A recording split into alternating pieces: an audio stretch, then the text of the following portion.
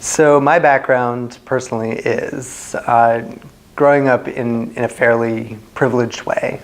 That I grew up in Westchester, New York, in a community that had a wonderful school district, and I grew up with two caring parents and two caring grandparents who lived around the corner, many of whom were all educators.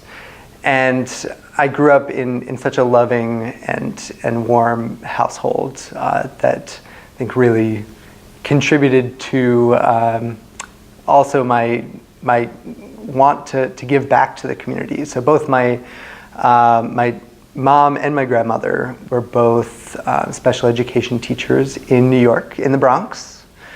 My grandma tells the story of how she was looking for a job teaching foreign language, and her principal goes to her and says, maybe you'd like to teach this new thing that's just coming out called special education. And it's incredible just the amount of history that's behind there. And I feel like looking at them as teacher role models for me has really driven my path into education a whole lot. And so we were constantly, giving back to our community as a very privileged group. So that was just like what was instilled into me as a young kid.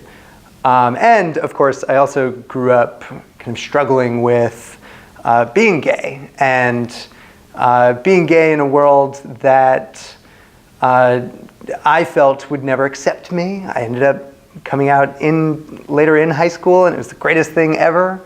To be accepted like that was also a big and welcome surprise.